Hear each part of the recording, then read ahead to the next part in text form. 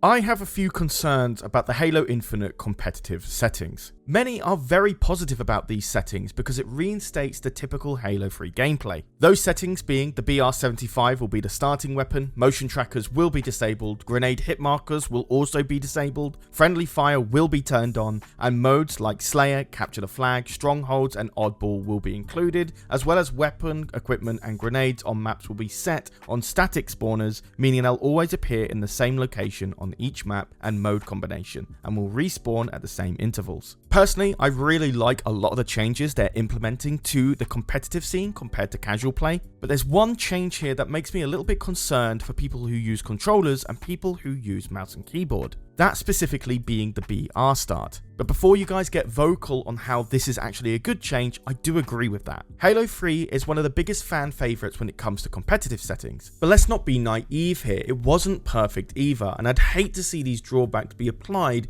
to Halo Infinite as well. I think there needs to be a bit of a disclaimer here as well. Halo Infinite will be my first proper Halo game that I'll play. I've never played any of the previous Halo games competitively, so any opinions from this point onwards will be coming from a non-Halo fan but is really ready to get their teeth stuck into Halo Infinite. For extra context, I have played FPSs on a competitive level, those primarily being Team Fortress 2 and Overwatch, but the video's focus is on the BR start and how it can positively and negatively impact competitive gameplay, as well as the drawbacks that came with Halo 3's competitive and casual play, and finally how much this matters considering Halo Infinite will be supporting PC and consoles right off the bat. Before we get into opinions, let's look at numbers. The BR stands to have almost no change compared to Halo 3, that being a semi-automatic with 4 bullets per round and no damage drop-off, meaning you can execute a full 2030 damage with 3 fires at the body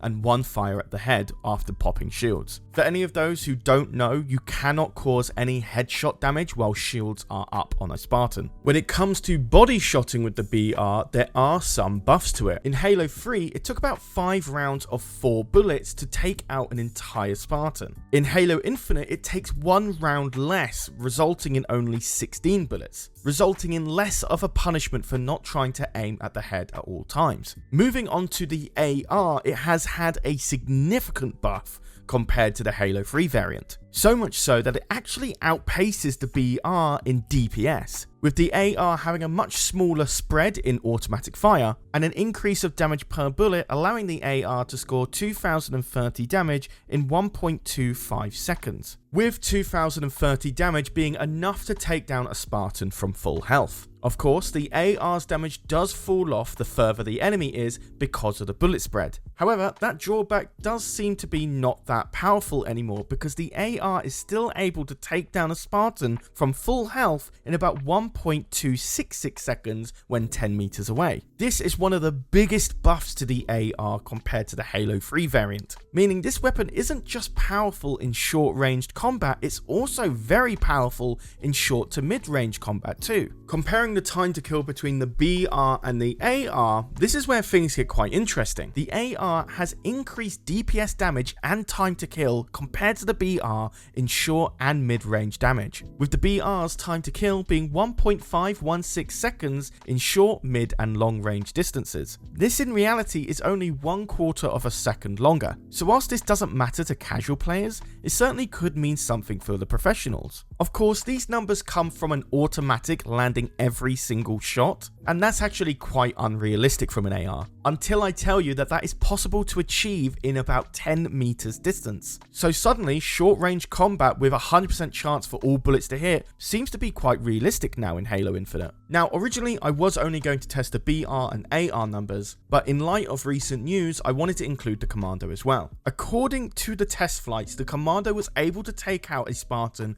with only 7 bullets, totaling 2015 damage, meaning the time to kill was 1.07 seconds. This was of course for short, medium and long range distances. This meant the Commando was able to outpower both guns in short and long range distances, which made it very, very strong. And as of recent Halo news, they are going to nerf this gun before the release date. One thing I do want to bring to your attention before we shift over to the opinion side of things is bullet magnetism. Now this is actually quite a controversial point now. It didn't matter so much in Halo 3 because everyone was playing on controller. There are now two ways to play the game, mouse and keyboard or your favorite game controller. PC players, unless running a specific weapon like the Needler, does not get any bullet magnetism. To compensate controller players who cannot react as fast as PC players, their guns get attributed with bullet magnetism, meaning you don't have to be 100% accurate to land the shot. Of course, do not confuse bullet magnetism with reticle magnetism. Reticle magnetism pulls the reticle to the enemy when you're trying to aim, and this has actually caused some problems in the past when you're specifically trying to aim at a certain enemy and then another enemy runs past them. It can pull your reticle away from the original person you're trying to aim for. So bullet magnetism tends to be the better approach. In Halo Infinite, the bullet magnetism was much lower than compared to Halo 3 and Halo 5. This meant controller players were at a quite significant disadvantage compared to PC players. Thanks to the patch notes coming from Halo Waypoint, we actually get degrees of magnetism in these notes. And across the board, almost every single weapon has had a buff. These range from 1 to 2 degrees of increase for bullet magnetism, meaning quite a significant buff for controller players. Here are the changes here. For example, we've got Pulse Carbine going up by 2 degrees, with the Ravager only going up by 0.75 degrees. But now that I've given you the numbers for all the weapons I want to talk about, as well as the bullet magnetism between controllers and PC players, let's shift into my concerns for competitive play in Halo Infinite. My main concern for Halo Infinite is that I'm worried that the BR will be a be-all and end-all type of gun in competitive play. And what I mean by that is that there is no incentive to pick up any other power weapons besides the rocket launcher, the camo, and the overshield. Weapons like the Carbine, the Commando, the Heatwave, the Ravager all won't be worth picking up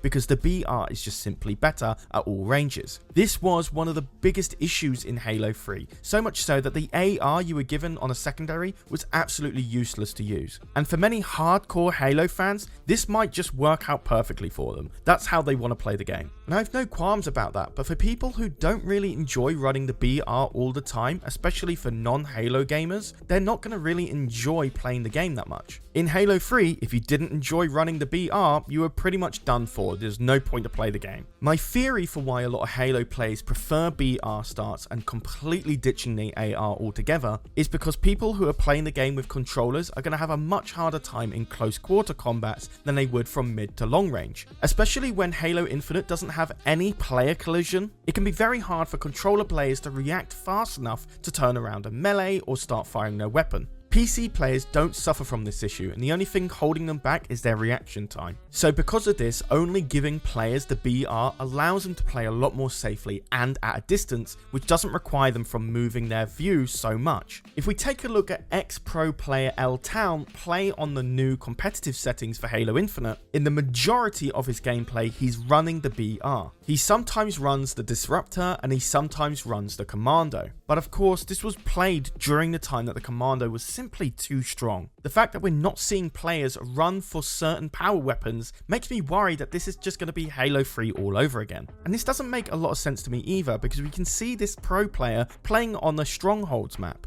a game mode that mandatorily requires you to move around the map at all times. This means there will be close quarter combat here and there, and we can actually see it in his gameplay as well. With how strong the AR is now in Halo Infinite, it makes sense to have the AR as a secondary weapon. But my theory is it gives too much power to PC players if they do that, which allows PC players to get up close and personal with ARs with quite high accuracy against controller players who are mostly running BR on all ranges. So I can completely understand if we're ditching an AR as a secondary, let alone a primary in competitive setting. But that means we need to have power weapons that supersede the BR's base damage.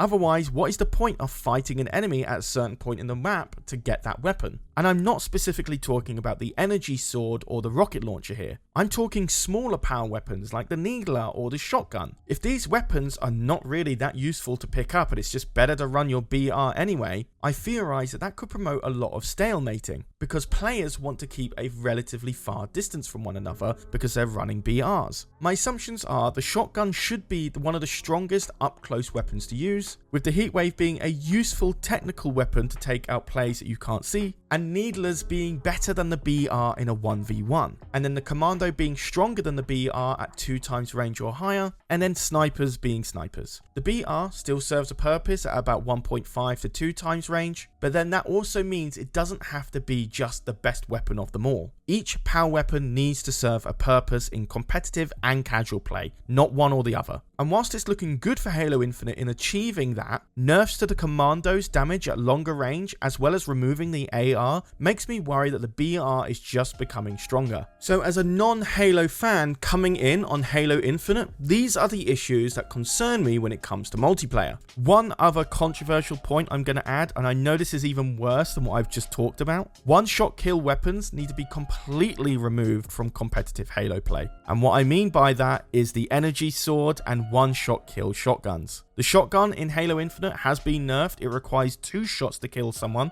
and despite a lot of backlash to that change, I think it's one of the healthiest moves they could have made. And I do believe the gravity hammer is much more fun to play with than an energy sword. The reason for this is that each weapon needs to have a counterplay. Whilst it feels really fun to kill someone with just one shot with a weapon, it feels even worse being killed by one. It feels like you're being cheated and not deserving of your death, and with the removal of the motion sensor in competitive play, this only makes this problem even worse. I believe the gravity hammer and the new shotgun damage allow counterplay to the people running them. I've thankfully been able to take people down who have been camping with both gravity hammer and shotgun. They crouch and wait in a corner and wait for someone to rear their heads. And when that does happen, you do have a small window of opportunity to take them down before they take you down. I personally really like that, and it draws a lot of power away from people who like to camp. But overall, those are my concerns for competitive play in Halo Infinite. I gotta be honest, I started this video thinking the AR was generally underpowered like it was in Halo 3, and it caught me by surprise that it was in fact stronger. So I had to rechange some of my points that I wanted to make in this video.